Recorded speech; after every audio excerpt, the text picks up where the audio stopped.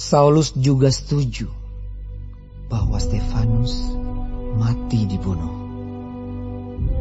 Pada waktu itu mulailah penganiayaan yang hebat terhadap jemaat di Yerusalem. Mereka semua, kecuali rasul-rasul, tersebar ke seluruh daerah Yudea dan Samaria. Orang-orang saleh menguburkan mayat Stefanus serta meratapinya dengan sangat.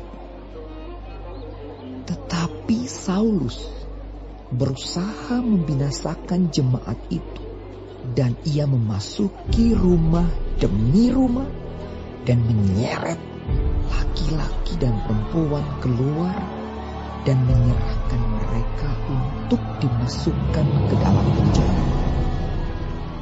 Mereka yang tersebar itu menjelajah seluruh negeri itu sambil memberitakan Injil. Dan Filipus pergi ke suatu kota di Samaria dan memberitakan Mesias kepada orang-orang di situ. Ketika orang banyak itu mendengar pemberitaan Filipus dan melihat tanda-tanda yang diadakannya, mereka semua dengan bulat hati menerima apa yang diberitakannya itu. Sebab dari banyak orang yang kerasukan roh jahat, keluarlah roh-roh itu sambil berseru dengan suara keras, dan banyak juga orang lumpuh dan orang timpang yang disembuhkan. Maka sangatlah besar sukacita dalam kota itu. Seorang yang bernama Simon telah sejak dahulu melakukan sihir di kota itu dan mentakjubkan rakyat Samaria, serta berlagak seolah-olah ia seorang yang sangat penting. Semua orang, besar kecil, mengikuti dia dan berkata, "Orang ini adalah kuasa Allah yang terkenal sebagai kuasa besar." Dan mereka mengikutinya karena sudah lama ia mentakjubkan mereka oleh perbuatan sihirnya. Tetapi sekarang mereka percaya kepada Filipus yang memberitakan Injil tentang kerajaan Allah dan tentang nama Yesus Kristus.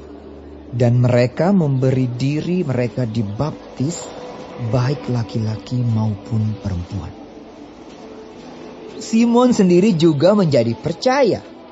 Dan sesudah dibaptis, ia senantiasa bersama-sama dengan Filipus dan takjub ketika ia melihat tanda-tanda dan mujizat-mujizat besar yang terjadi.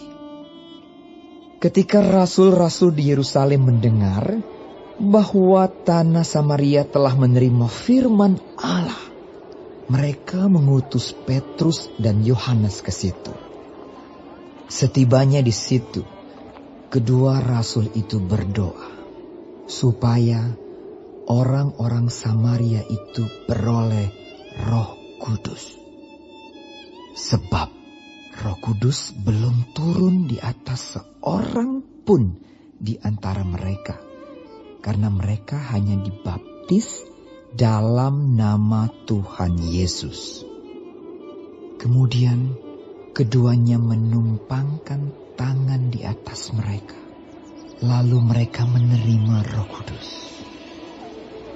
Ketika Simon melihat bahwa pemberian Roh Kudus terjadi oleh karena rasul-rasul itu menumpangkan tangannya, ia menawarkan uang kepada mereka serta berkata, "Berikanlah juga kepadaku kuasa itu, supaya jika aku menumpangkan tanganku di atas seorang, ia boleh menerima Roh Kudus."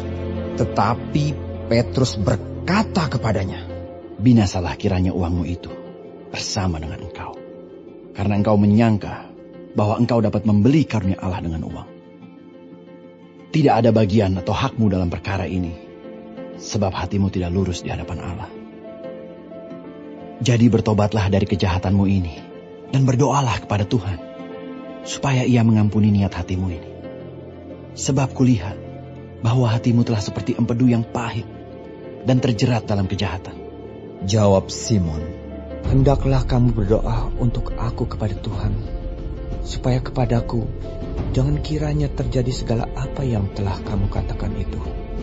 Setelah keduanya bersaksi dan memberitakan firman Tuhan, kembalilah mereka ke Yerusalem, dan dalam perjalanannya itu mereka memberitakan Injil dalam banyak kampung di Samaria.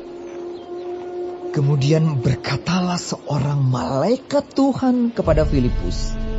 Katanya, bangunlah dan berangkatlah ke sebelah selatan, menurut jalan yang turun dari Yerusalem ke Gaza. Jalan itu jalan yang sunyi. Lalu berangkatlah Filipus. Adalah seorang Etiopia, seorang Sida-Sida, pembesar dan kepala perbendaharaan Sri Kandake, ratu negeri Etiopia, yang pergi ke Yerusalem untuk beribadah. Sekarang orang itu sedang dalam perjalanan pulang dan duduk dalam keretanya sambil membaca kitab Nabi Yesaya. Lalu kata Roh kepada Filipus, pergilah ke situ dan dekatilah kereta itu.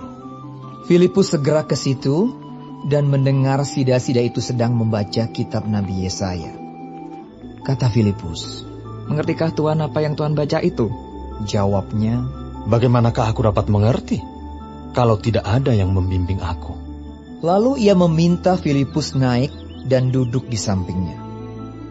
Nas yang dibacanya itu berbunyi seperti berikut. Seperti seekor domba ia dibawa ke pembantaian, dan seperti anak domba yang keluh di depan orang yang menggunting bulunya, demikianlah ia tidak membuka mulutnya. Dalam kehinaannya berlangsunglah hukumannya. Siapakah yang akan menceritakan asal-usulnya? Sebab nyawanya diambil dari bumi. Maka kata Sida-Sida itu kepada Filipus, aku bertanya kepadamu, tentang siapakah Nabi berkata demikian? Tentang dirinya sendiri atau tentang orang lain? Maka mulailah Filipus berbicara, dan bertolak dari nas itu ia memberitakan Injil Yesus kepadanya. Mereka melanjutkan perjalanan mereka dan tiba di suatu tempat yang ada air. Lalu kata Sida-Sida itu, lihat, di situ ada air. Apakah halangannya jika aku dibaptis? Sahut Filipus, jika Tuhan percaya dengan segenap hati, boleh. Jawabnya, aku percaya bahwa Yesus Kristus adalah anak Allah. Lalu orang Etiopia itu menyuruh menghentikan kereta itu, dan keduanya turun ke dalam air, baik Filipus maupun Sida-Sida itu, dan Filipus membaptis dia. Dan setelah mereka keluar dari air, Roh Tuhan tiba-tiba melarikan Filipus, dan Sida-Sida itu tidak melihatnya lagi. Ia meneruskan perjalanannya dengan sukacita. Tetapi ternyata Filipus ada di Asdod. Ia berjalan melalui daerah itu dan memberitakan Injil di semua kota sampai ia tiba di Kaisarea.